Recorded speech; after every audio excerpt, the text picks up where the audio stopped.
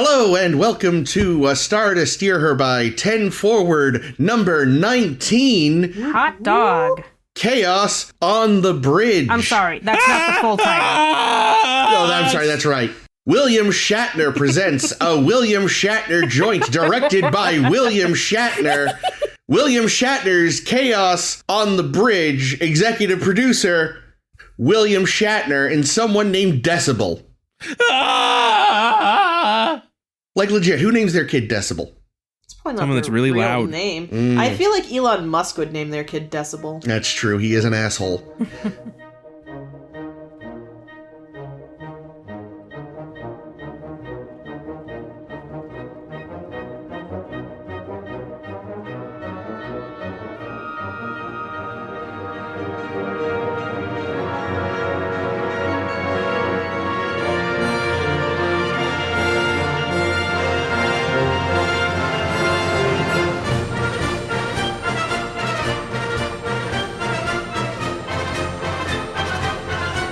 So, I am Chris, and I hate everyone else involved with this, including... Me, Ames. And me, Caitlin? Definitely me, Jake. We all knew it. Yes, we realized, you know what? We never watched the documentary Chaos on the Bridge about the painful early days of Star Trek The Next Generation. So we thought, let's plop it in here between seasons 6 and 7 of DS9, because spoiler alert, we're definitely going to cap off our DS9 watch with What We Left Behind. Or is that what it's called? I think so, yeah. The DS9 documentary? William Shatner Presents. Yes. No, that one actually is Carl Urban Presents. Is it? No. Which Carl Urban do we get, though? Literally all of them. He's so multifaceted. McCoy, the Lord of the Rings one, the Thor one, Judge Dredd. He's just got Chronicles of Riddick? Yes. Hot. Yes, that's his best one. I did not know he was in that. Umph. Wow. Oh my. I don't umph very often, but that's an umph. I hear Chronicles of Riddick is delightfully weird, kind of shitty good, so... It's, that and, like, Pitch Black, the original Riddick movie, and... Yeah. I think I like Pitch Black better. Pitch Black has Claudia Black, and she's great. But we're not That's true. talking about that this week. No, that'll be a 10 Forward in the future. Yeah! We'll do the Pitch Black series. I don't know if there's other than Carl Urban in the second one, I don't know if there's any other Star Trek connection there. That's okay. I mean, at this point, we've just, It's wacky-ass, pseudo sci-fi kind of weird shit, and we're into that. And Dame Judi Dench is in the second one, too, which is just fun. Mm-hmm. I love Judi Dench. So yes, Chaos on the Bridge, brought to you by William Shatner, and oh boy... You get so much William Shatner face. He is melting throughout this movie. And this is from 2014, so this is a while ago. His eyes just look really wet throughout. His whole face looked really wet throughout. Yeah, like, but I mean, like, that's. It is quite warm in California. Like, how often did I joke, Jake, while we're watching, like, oh my, Bill Shatner, you must have the meat sweats. Yeah. Yeah. And he was like He definitely 82, 83 at the time. Yeah. No, Ames, it's not the going meat on. sweats. He's just a fat guy. Yeah. It's different. So the general sweats. That's chronic general sweats. That's chronic sweats. Fat guy sweats, not a... To steal a joke from Kevin James stand-up. You're a fat guy. You don't need an excuse to sweat. Someone sees me, he's like, what were you doing, jumping jacks in the attic? I peeled an orange like an hour ago. I would say if you attribute it to the guy, he's really just borrowing it. Yeah. I feel like that was a borrowed joke. That's fair. Credit Still to a good Jim. joke. Oh, fuck. I think, what would have been a great documentary? Well, not documentary. Great movie. Okay. William Shatner Presents Paul Blart Mall Cop. Chaos on the Mall. Pitch Black, the Chronicles of Riddick. William Shatner and Jonathan Frakes get shit-faced and do a bar crawl in Los Angeles. And then dance on set because they were having so much fun together. Yeah, I did not, they were clearly just loving one another's company. It was like, holy shit, this is the best part of this otherwise dour experience. I put most of it on Frakes.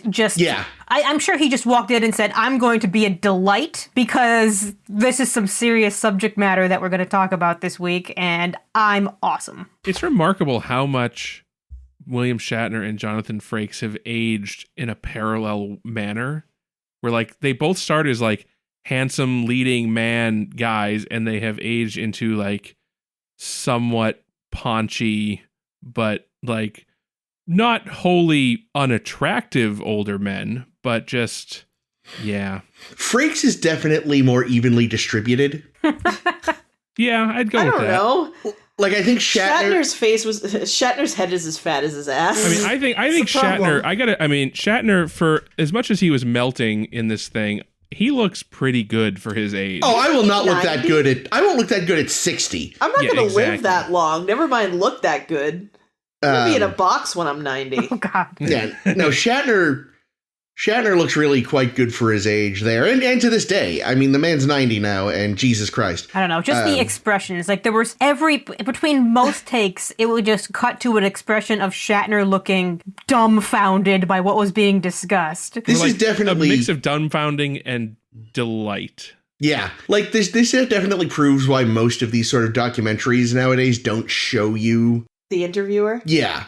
And they just are like, the only times it felt really useful to have him there was, again, when he was bantering with Frakes, and the one time where I forget who it was, but somebody said to him, so yeah, when they said they were bringing it back, but you weren't involved, what was that like? Because it was sort of interviewing him briefly. But aside from that, it's like, yeah, there's a reason modern documentaries, unless it's someone who's like a famous interviewer. Yeah, or it's a conversation that they're trying to have. They're not trying to make it sound documentary style. They're trying to make it sound conversation style. Yeah, which if it was trying to make it sound conversation style, it failed. It's a documentary that, because this is from 2014. I think it came to Prime and Netflix in 2015. And I feel like the documentary style media has really, really found a new style in the last couple of years, because you're seeing documentaries fucking everywhere, and this style of this one was all over the place. Yeah.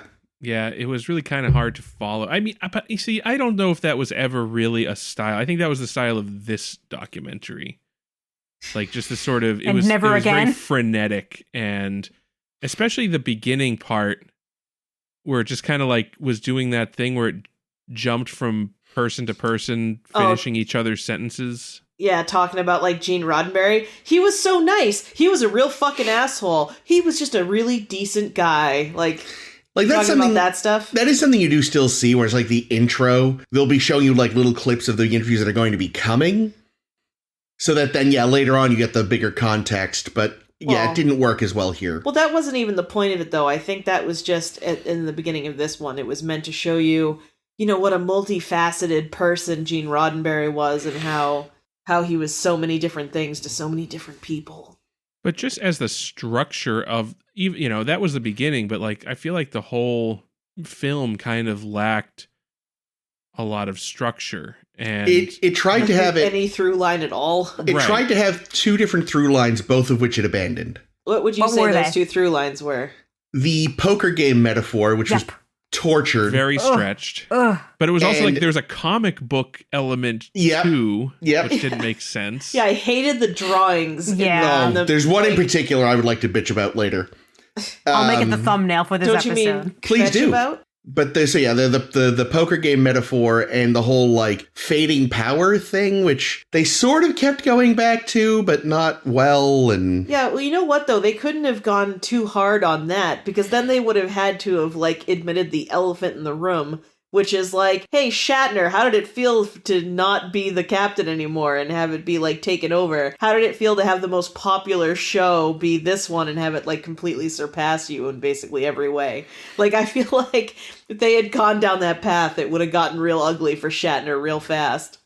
Oh no. Maybe. Shatner I wonder Presents, if it did. William Shatner storming off set. It's all on the editing room floor. That's the problem. They were okay, we're going to stop going down this alleyway because Shatner's crying. I've heard him bitch out what was it? It was on like the Howard Stern show where they had like a clip of him like chewing out some guy who was just trying to like direct him on a read, and he like kind of behaved like a little bit of a dickhead. I don't know. Oh my god, and he was acting as hard as he could. Like the intro scene where he like addresses the camera and he's giving the introduction to this documentary. I'm like, oh Shatner, what take are you on? This must be one of the last ones because you look like you've been trying all day. No, I guarantee you that's one of the early ones. Yeah, because I watched the if you watch the special features that go with Wrath of Khan, right, with Nicholas Meyer, right? Yep, he realized the secret to directing Shatner is do a lot of takes, because eventually he gets bored and starts acting. But here he's directing himself. Yeah, so... Ooh. Well, that worked really great in Star Trek V. Yeah, I was gonna say that actually makes a lot of sense. That the Nick Meyer directed Star Treks are like, yeah, you actually got some decent performances out of Shatner here. Because he stops hamming it up because he's starting to get tired. So he just acts. He's just gonna wear him out a little. Yeah, no, that's the little guy out. That's exactly what it is. Look at him, sleeping like a baby. Like the example he gave was when Shatner has to go, here it comes, into when they're sending the Reliance whatever code to shut it down. He said just delivered flat. But for the first bunch of takes, he kept having this little like lilt in it, like a little teasing like thing. And he was like, eventually he just got him bored and he just delivered it the way Myers wanted. I'm imagining in the beginning, he's delivering it like Gene Wilder at the end of Willy Wonka when they're about to go through the ceiling in the great glass. Here it comes! And they were just like, oh, bring it back. Bring it back. I think, too, part of the issue, though, is that they wanted to focus strictly on Next Gen and its birth, which is fine, but the problem is... It's birthed out of TOS, though. And the other thing is, you can't talk about the end of Roddenberry's life without discussing Star Trek VI, and they didn't. I was going to say, but That's they true, did. they didn't. Like, Yeah, Nicholas Meyer is back. And rather infamously, which they left out of this, he died the day after watching an early cut of 6. I mean, here's the thing. Like, I know we've joked that 6 killed him and all this thing. Roddenberry was already, like, real bad. Yeah, no, I admit the one thing that picture. Go ahead. The one thing I learned from this, well, the two things I learned. One of the two things I learned from this was just how ill he already was. Yeah. Like, I didn't realize, they talked about how he had, like, the series on mini strokes, and one day just spun in a circle and ran into a wall. It's like, Jesus! I feel like I missed that. How did I miss that? I don't know, because I reiterated it at the time. I think Caitlin may have had a series of mini strokes. And then I spun around and ran into a wall. Maybe that's why I forgot about it. Wow. But yeah.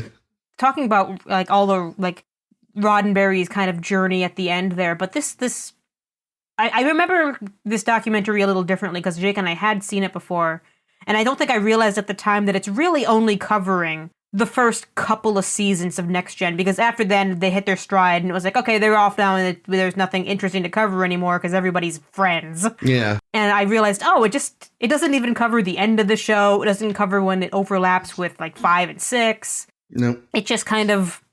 Yeah, the whole documentary is just like, and then, the rest of it happened. Check.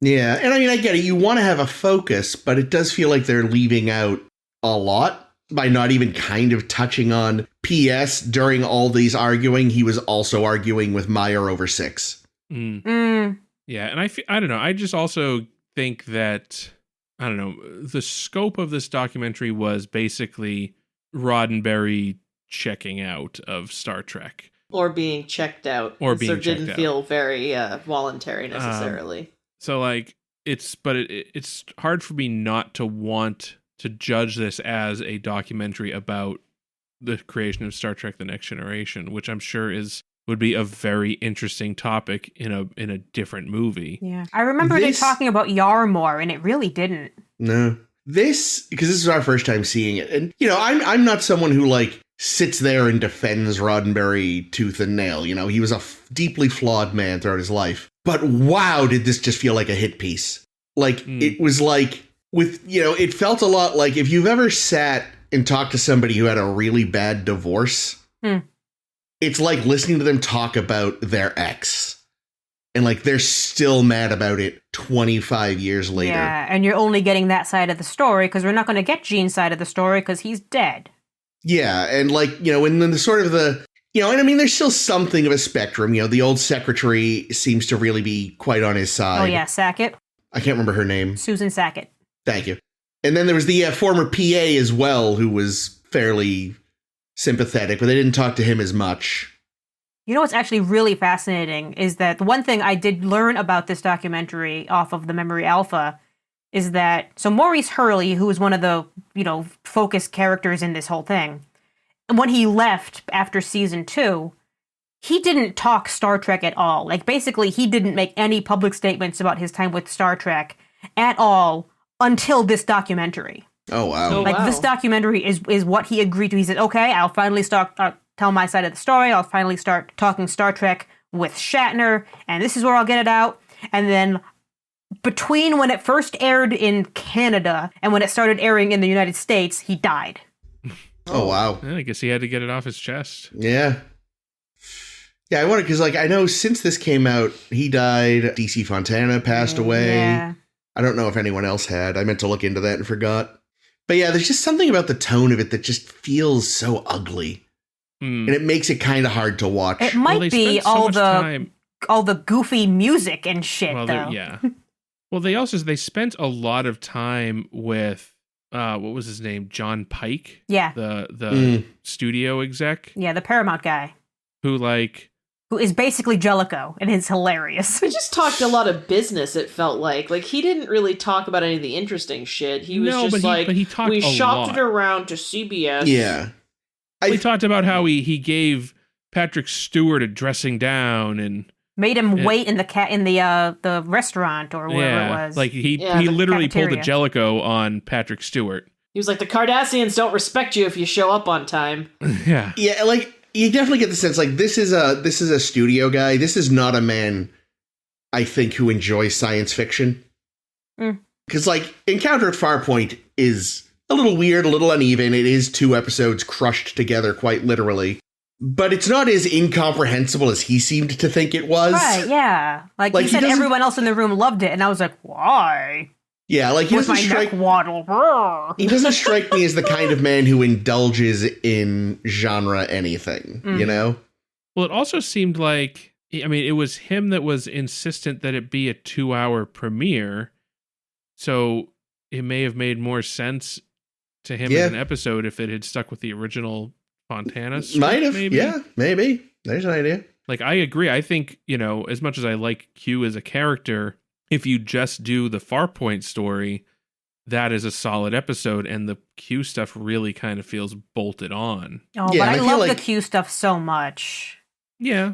Yeah, like, the importance of the character to TNG and Star Trek overall can't be overstated. But maybe he'd been introduced in his own episode. I don't even know. I think watching this documentary made me learn a lot about Roddenberry's atheism and more towards like humanism, because they talk about how a lot of the stuff about, putting the characters in the box and making the writers keep the characters in the box so that they don't have interpersonal conflicts and stuff. Like, I look at so much of it as this is where Roddenberry thinks humanity is going. He thinks everything's going to be utopic because he's looking at humanity as being the religion. He's looking at humanism as being like where we're headed as a society, which is very interesting because then you look at Q, and Q is there to judge this society and find it good.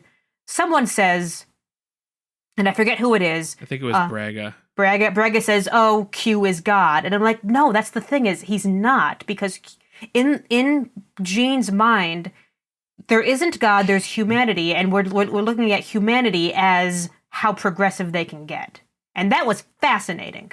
Yeah, Q is not God. If he's a God, he's like a trickster God. He's not the Judeo-Christian God. He's a judge. And he finds humanity to be good, which is exactly what Gene's kind of equivalent of religion is. Well, he finds Picard to be good.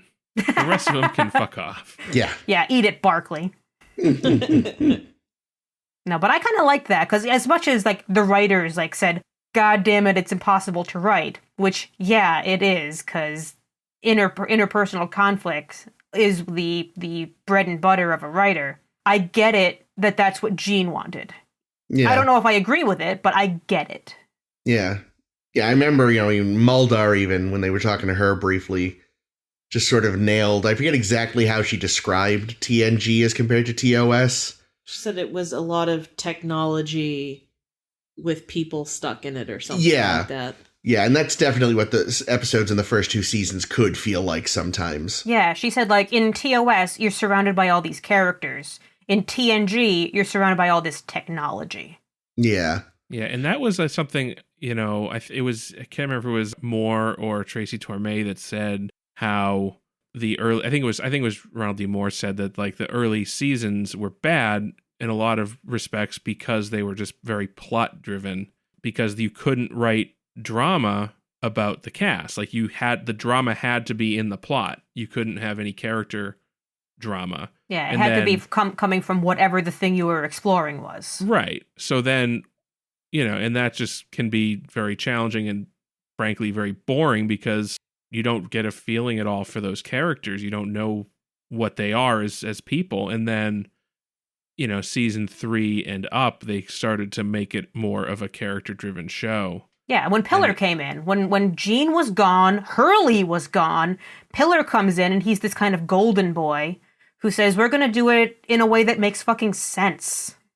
Well, what kills you with Hurley is, like, he talks about towards the end having to argue with Gene over breaking away from his own idea. And it's like, maybe it's because he realized it wasn't working, Hurls. Mm-hmm. Like, let him, you Miami Vice weirdo. Oh, yeah. He's another one that was not a sci-fi guy. And what is he even doing here?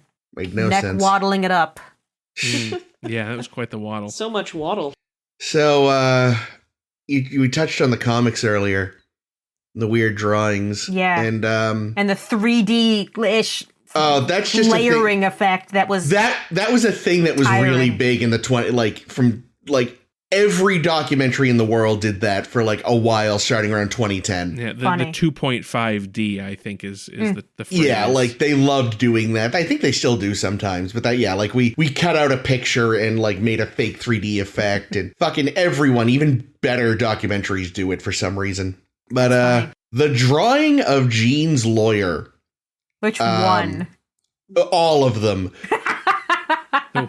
Felt like a hate crime. I was gonna say the one that looked like guy. It was a Goebbels special. Yeah, that's what I mean. Like, I get it's like, ooh, guys, wow, good. Ooh. Well, you're talking about the one in particular where he was like sneering. Yeah, yeah. I mean, none of them were good, but that one was really bad. It was really bad. It was like, guys, I don't. Because the thing is, like maybe he really did look like that, but the drawing doesn't look great. Like, guys, maybe this is because that's the thing. You look at a lot of the drawings compared to the people they're supposed to be. You can tell they're pretty accurate. Yeah. The problem is we never actually see the real lawyer, so we don't know. And I'm just like, guys, even if that is actually what he looked like, maybe you should have lied this time. Well, especially because he feels like he's one of the few, like, real antagonists Yeah. in of the the piece. story. It's like, and this asshole went around looking through people's computers and, like, like one of the funny anecdotes, like, ha ha ha, is somebody talked about how they wished they'd murdered him by throwing him out of a window. Yeah. I hope you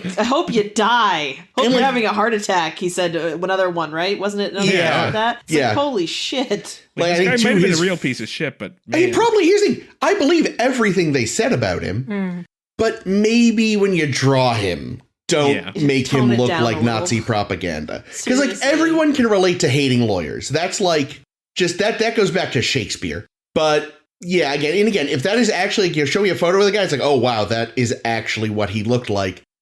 Do something. Because it really just felt like, and again, especially, I mean, it's Shatner. Shatner's Jewish. I doubt it was on purpose, but it's like, oof. This makes me, like, every time they showed his little doodle, I was just like, I don't enjoy this. It was extremely uncomfortable. And I think that it was added to the discomfort there is that they really didn't. There was one fella who seemed to be of East Asian descent, but in spite of the fact that there were, at least casting-wise, a fairly diverse group of people that they could have had on, they really mostly had white dudes and a couple of white women.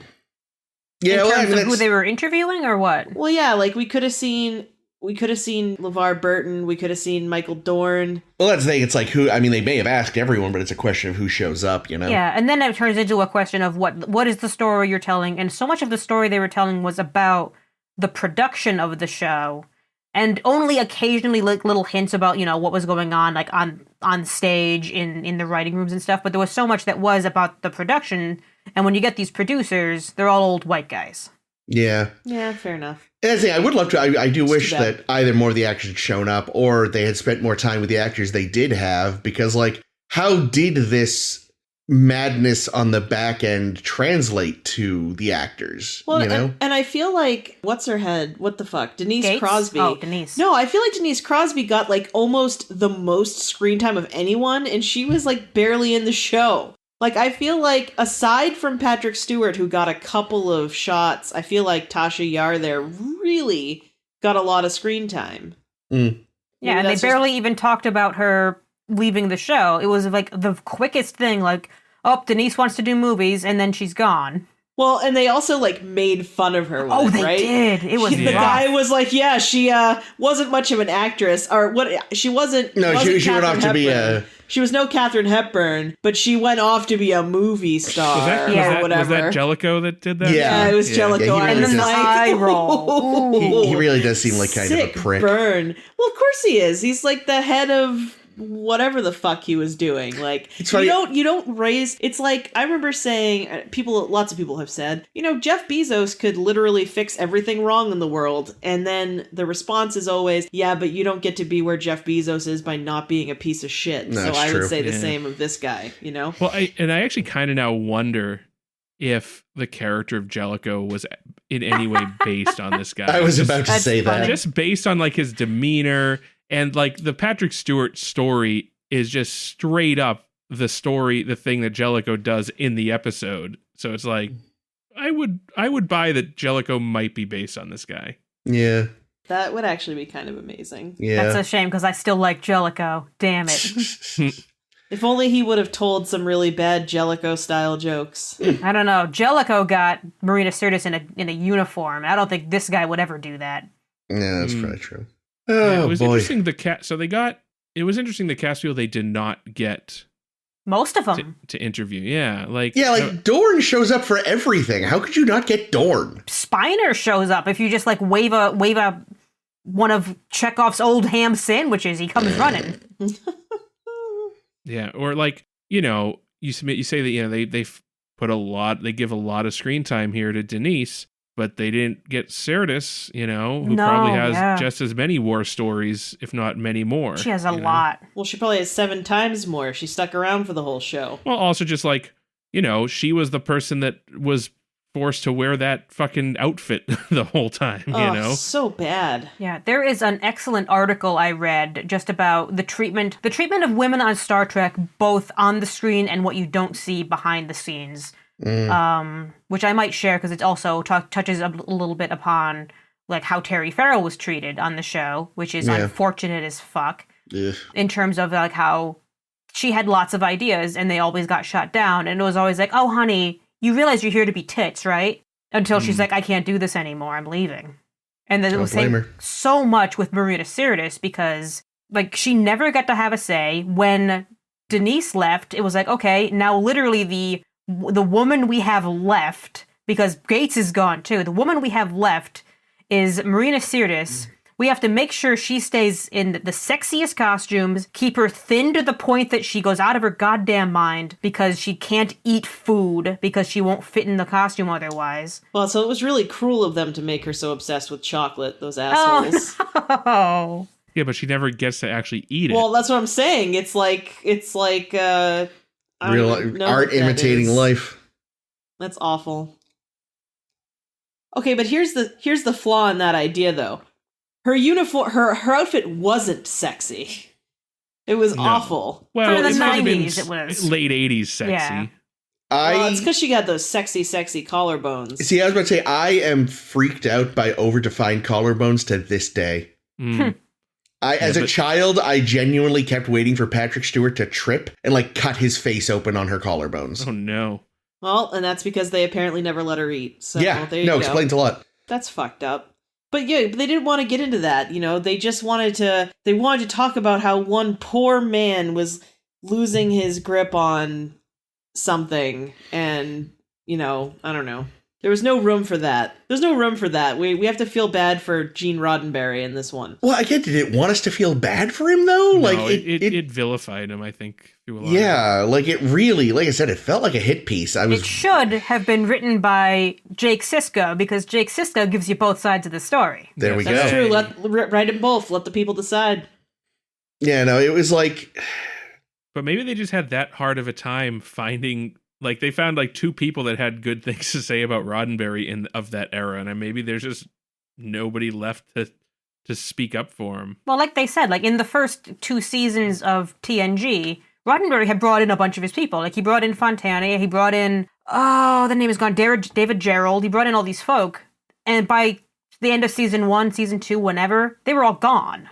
Yeah, well, I think that's one thing that became very unclear throughout the course of the documentary, though, was like, who was behind what, you know? What was Pike? What was Roddenberry? What was Goebbels' wet dream poster boy? Like, because they kind of implied, but never really got into, like, you know, the lawyer almost sounded worm-tonguey sometimes. Yeah. And it's like, it feels like there was not enough that was... There's either too much left unexamined or they left out information. Again, regarding, like, what was Gene, what was the studio. Yeah, this was an hour documentary. Like, it came in, like, basically at 59 minutes. Yeah. And I'm like, oh, it just ended. And I felt like there was so much more room it could have played. Like, was it required that it had to fit in an hour? Why didn't they take more time? Yeah, and, like, you can still, even if you can only find these sort of sources and this is what they say, you know, there's still ways to, like, counterbalance. You know, they could have gone more into, you know, the fact that he was having these really major health issues and what was being done about them, you know, aside from sending him to rehab for drinking every weekend. Like, yeah. Like, I'm not saying they had to frame him as a good guy, but they could have tried to provide some amount of, like, perspective beyond the 25-year-old grievances of a bunch of people. Yeah, even just a little bit more sympathetic at all. Because it's like you said, they're talking about all these illnesses. And even then, it's like they're almost like making fun of him. Oh, and Majel had to pour him into the rehab. It's like, oh, okay. Yeah, it was just like, ooh. Yeah. You know, like, I don't know. It was really ugly in a lot of ways. Yeah. I don't know. I really got the impression that John Pike had an axe to grind early. Just because, like, and I wonder if part of it is because, like, when you think of people that are responsible for Star Trek and, like, who get credited as being people that brought Star Trek back, no one thinks of him. I didn't even know this guy existed outside of this documentary. This is literally the first I've heard of him. I was trying to look up information about him, and I searched for John Pike, Star Trek, and of course all I got were Christopher, but yeah. So it's like he's kind of been left out of the narrative, and I don't know if that's because he's legitimately a minor player, or if he's actually because to hear him tell it, it sounds like he is single-handedly responsible for Star Trek: The Next Generation happening, but nobody ever talks about how John Pike heroically saved Star Trek. Right, exactly. Like, I've been huge into Star Trek my whole life. This last night when I watched this was the first I'd heard of this man. Yeah. I mean, we've, in all of our time talking about the show, even on here, we've never, you know. Yeah. I don't think I've ever seen his name on Memory Alpha, for fuck's sake. Well, he didn't write any of the shows. He wasn't a producer. He was just the studio executive that, you know. Yeah, said okay and did some shopping. Yeah. And yeah, it feels like Pike is maybe a little bitter that he's not the guy who said, let's take a chance on Star Trek again. And maybe part of it is because, like, you know, again, there wasn't a show, but Star Trek did still exist at the time. You know, 5 had just come out, 6 was in the works. And, like, yes, had TNG not then come out, Star Trek probably would have stopped. Because 6 was very clearly like an end point. Yeah. But it's a little different, though, you know? Like, it was still kind of a going concern. And you're just one of the many nameless, faceless suits at Paramount who signed off on something. Yeah, there was It's also, sorry. there was a hot second when they were saying how they were, shopping the show around to all the networks and all these things. Yeah. And there was a woman named Lucy. I forget the last name because I just thought like Lucy, because Lucys are the only people who are allowed to save Trek event, evidently. Yeah. Yep. Who says, "Oh, you should do syndication," and they're like, "Yes, that's a thing." Alex Kurtzman's middle name is Lucy, actually. Oh my god. I can't tell if you're joking. He's joking. Good, kill him. I actually did like that was like the one thing that they explained to us. Like, what is this syndication, whatever it's called thing? And I thought that was interesting how, like, Star Trek The Next Generation was basically, like, available for any takers on any network or any channel. As long as it wasn't at prime time or whatever. I thought that was actually kind of cool. Well, yeah, that's because, like, the big networks put their own shows on during prime time. Right. But I remember, like, at least in this market in the Boston area, I feel like it was on TV 38, wasn't it? Yeah, it was TV 38. Yeah, so it wasn't even on one of the big, low number stations. Big 3 or whatever. It's so funny that it was almost given to Fox when it was new. That would have been very interesting. Can you imagine?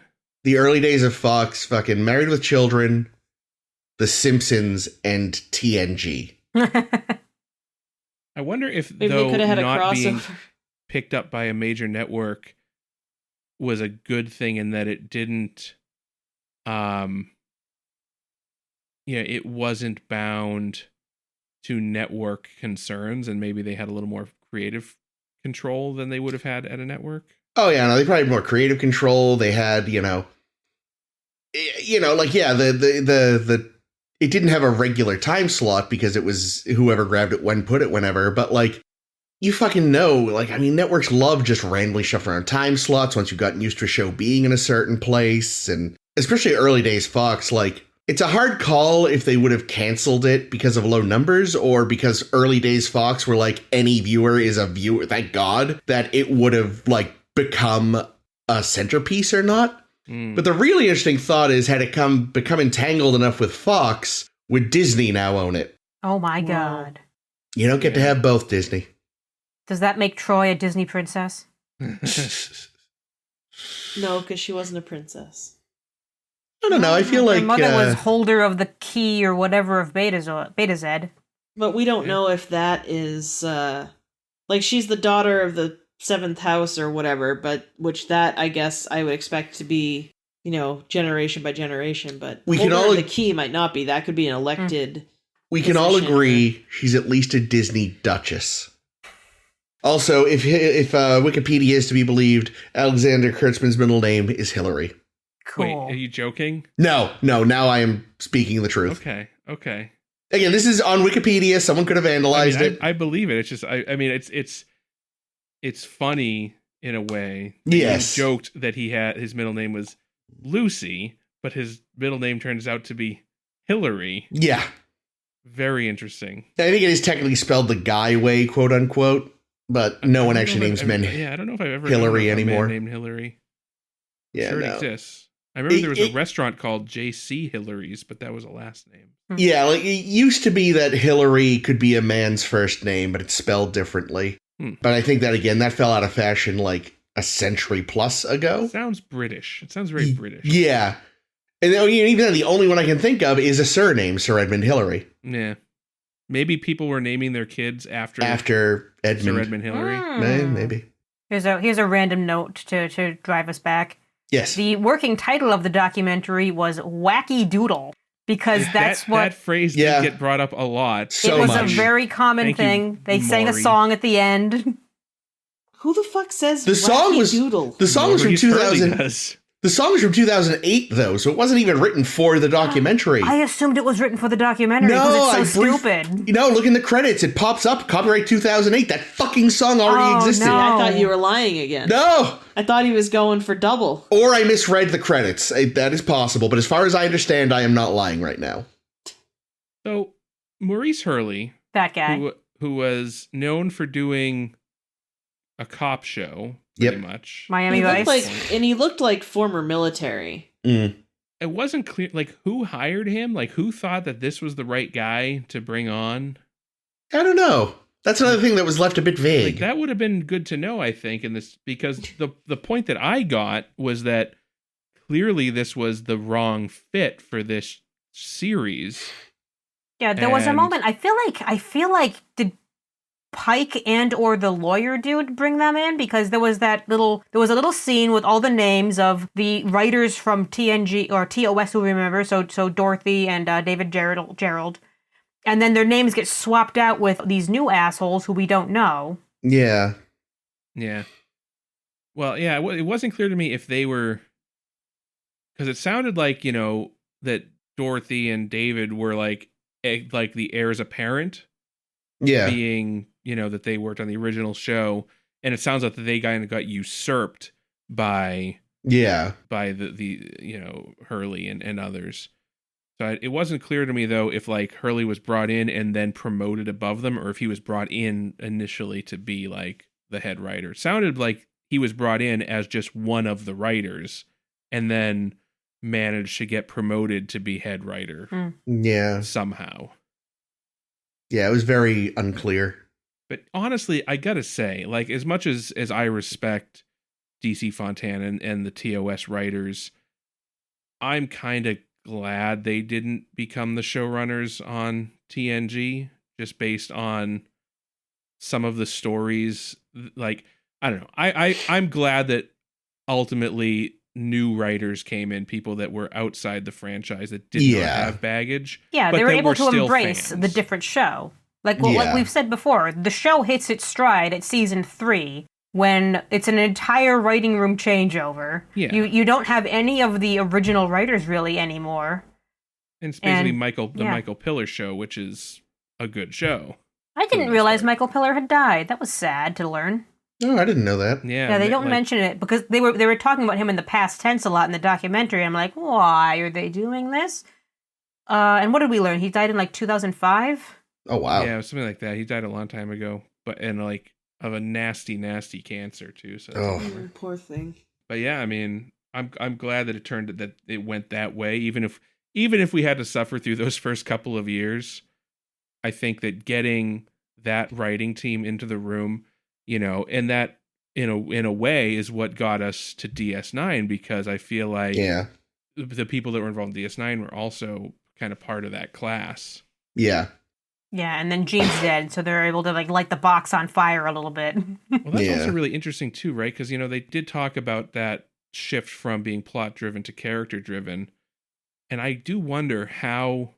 So, like, DS9 didn't have to go through that particular growing pain. Like, they just started out as a character drama, and I think we'll all agree that the early seasons of DS9, while they're still somewhat rough, are like, light years ahead of the first couple seasons of TNG. Yeah. Yeah, 100%. Yeah, like Julian is cringy as fuck, and they have no idea what they're doing with Jadzia.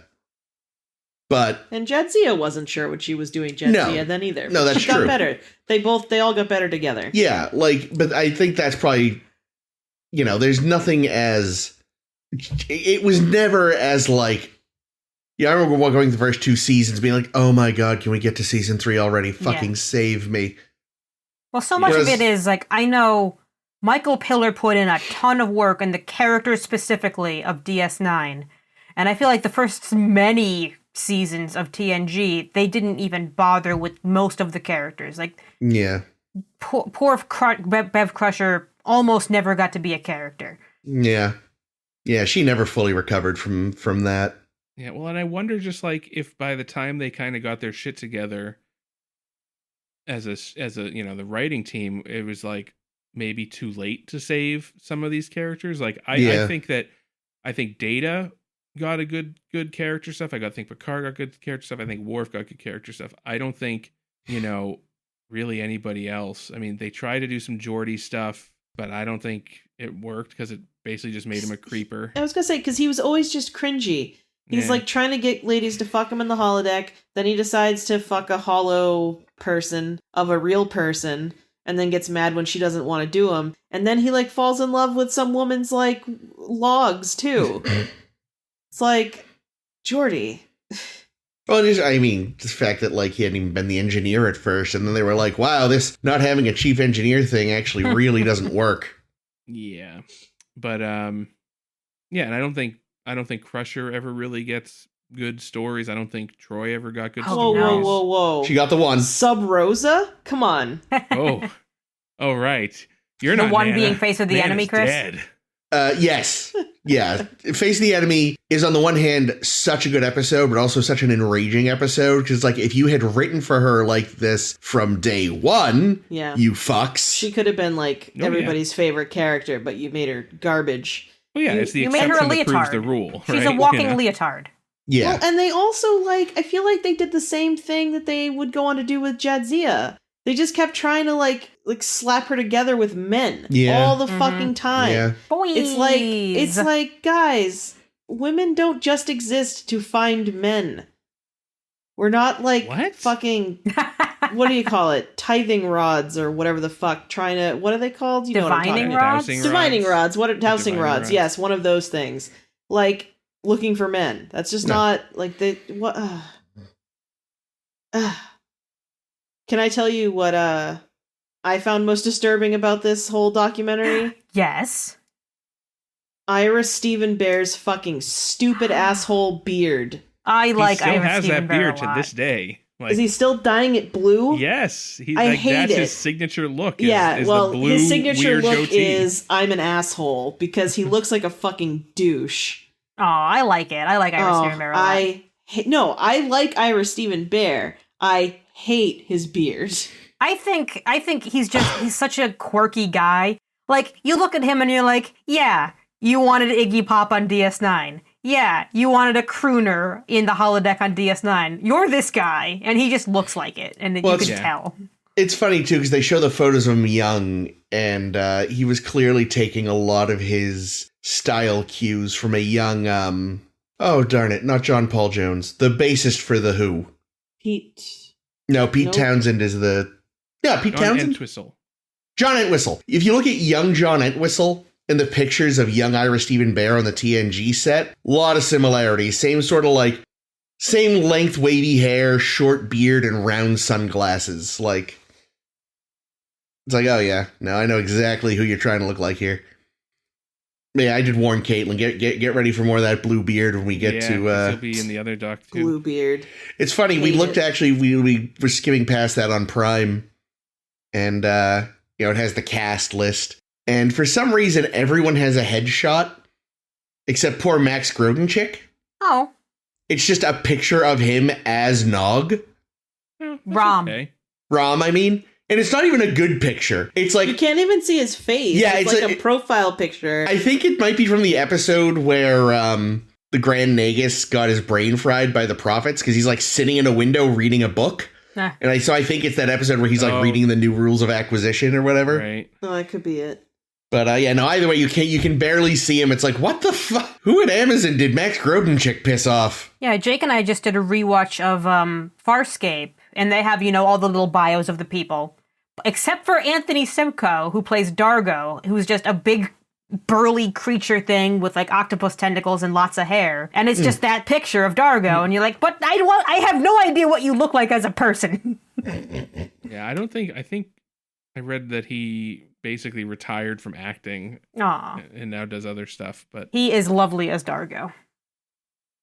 I was pleased that Rick Berman looked like as much of a douche as I expected. His eyes were watering like the whole documentary long. He was taking his cues from Shatner, the yeah, two maybe of he them. was just looking at like like sometimes when you're looking at somebody and their eyes are watery, your eyes will start to water. It's like some kind of sympathetic response. sympathetic response. See, I was gonna say it's that day. They both had the meat sweats because they had like a full Irish together that morning. Shatner had put on too much Drakkar Noir that morning, and it Oh, was just no. really getting to him. Now, my joke was, like, he was filmed after Denise Crosby, and when they pass each other in the hall, she kicked him in the nuts. Nice. I like it. God, I wish. And then Terry Farrell was there because she just happened to be recording some Becker that day, and so then she punched him in the balls too. Oh, I know if you guys saw this. It's not related to this at all, but it's nice.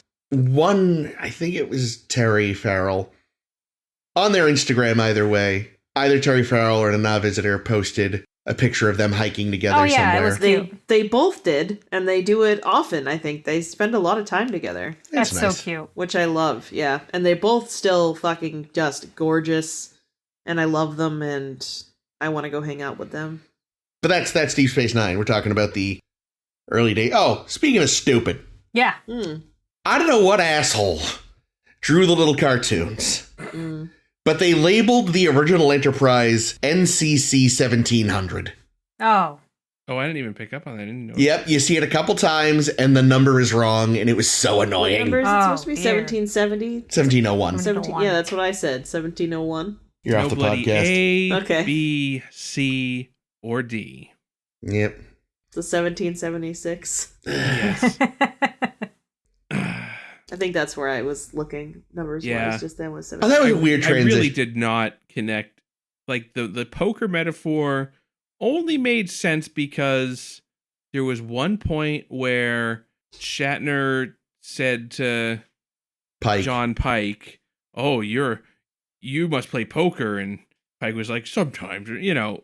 Well, I think You're a big game player. I got the feeling that Shatner already had in his head that he wanted to do the poker metaphor and was trying to it's a force motif it. from the show. They already got the art done, and they're Yeah. like, "Shit." Yeah. And then like the comic book thing didn't make sense. Like Yeah. the art style just did not No. make and then any couple sense that with like content. square dancing music. Yeah. It just made everything seem goofy. It made it seem like they weren't taking it seriously when these were people's like lives and careers they were talking about. And they were clearly still very serious about it. They're, like I said, these are people 25 years later who are still angry. Or dead. Or dead. Well, Angry or or both. dead. Angry and dead. Yeah, I Yeah. was going to say, why not Porque no los dos? Oof, boy.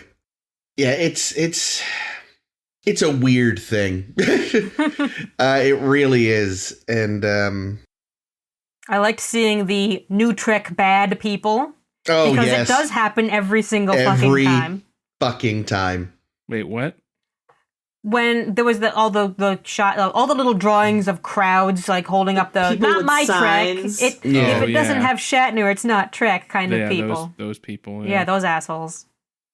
Yeah, no, every time the new show is anathema until a new one comes out, and then suddenly, no, now it is revered. Maybe less so Enterprise. It's hard to tell. I was going to say, except Discovery, which they will always hate forever because we're, just... Well, yeah, new Trek in general is all sort of lumped together. So that is one interesting thing about this is that, of course, this was made in 2014 when like Star Trek itself had been in the wilderness for a while again. Well, Like it hadn't been on TV. There'd been the Kelvin movies by this point. yeah. Yeah, what was it? 08, 09, 2012, or 2011, and... Maybe Beyond wasn't 2015 even or out something, yet. I think was. Yeah, so Beyond maybe wasn't even out at that point, but Yeah. Well, because at the end, when they're like, "Look at how it continued," they showed the logos of DS9 and Voyager and Enterprise and Star Trek Into Darkness. oh, I missed Into Darkness. Okay. They Yeah. did. Ugh. And I said, why did they pick that one? And Jake says, because if they just said Star Trek, it would be confusing. Yeah. Yeah, Which and still that was, is so that was probably the confusing. latest thing that had come out at that time. Yeah. And even then that was, that's its own weird thing. And it was very much like, what's happening with this franchise right now? Because, I think 2014, it could be that some of the gears were in motion, but no one was talking about it publicly yet as far as what the next steps were going to be. Because certainly Yeah. by the 50th anniversary, they'd announced the idea of Discovery. Right, yeah, because we were So- kind of quasi-aware that something was coming when we started this podcast. Yeah. Yeah, I think like by the time we'd started, they'd released a photo of the chair Something like that, yeah. and maybe a partial cast list. Yeah, Well, and we were I mean- all like, yeah, we'll believe it when we see it. Yeah. To which I'm still like that every fucking day. I want more from Prodigy. What's going on with that? I was going to say, especially Eh. now that there's like 15 more shows. Yeah. So many shows. But yeah, like I say, it's maybe that affected the tone though. of this was that this was made at a point where Star Trek was like, Still hadn't at been on crossroads. TV for a while. There was no sign that it was coming back. And it was at this like, here's these weird sort of alternate timeline movies that don't count because Yeah, and because the they most- specifically found a way to rewrite it without it being in the fucking universe. and the most recent one that had come out at that point was fucking trash. So like, I kind of wonder like if you had made this documentary say now, where Star Trek is not just back, but like fucking a constant almost. Where it's like, it would have been maybe a little less like dour and pessimistic. Yeah, because they make kind but of Star this. Trek today is dour and pessimistic. So Well, we'll see about Prodigy, I guess. But yeah, they make this kind of thesis at the end that if this hadn't happened the way it had happened, if either TNG hadn't happened at all, or if Gene and crew had kept control of it and none of this turnover occurred, there wouldn't be any more Trek after this. I would agree. It would have died. And No, it wouldn't have made definitely. it 7 All these seasons great either, I writers, bet. like Bear and Moore and other folk who we like, Brandon Braga. I honestly can't tell which episodes Brandon Braga has written, so I'd have to check and see. No, I just think he was cute. Aww. He dated Jerry Ryan for a while. Oh, did he? That's funny. But no, I Yeah. bet you they would have gone, found something else, and their lives would have spiraled out in an entirely different direction, I bet. Because I know, like, now Moore has done a million fucking things. Most of them I find fascinating, because he did Battlestar. He's got, like, all 7 future seasons of For All Mankind planned, and I'm like, Oh, yay! I can't say enough good things about For All Mankind. Watch For All Mankind. Anyway, we're talking about cable packages, so I Well, guess we're done. That's how bad this documentary was. There were some interesting elements, but yeah, yeah. Just maybe it's just seeing that documentaries these days kind of become television series. I want to Maybe, see yeah. that. That would be cool. Yeah, like a more in-depth one maybe takes its time, gets a lot more perspective, is Yeah, less more voices in the fucking room. depressing. Maybe get an Yeah. executive producer that isn't William Shatner. More B-roll. Yeah, I would love to see. What was that? And like, I kicked something over.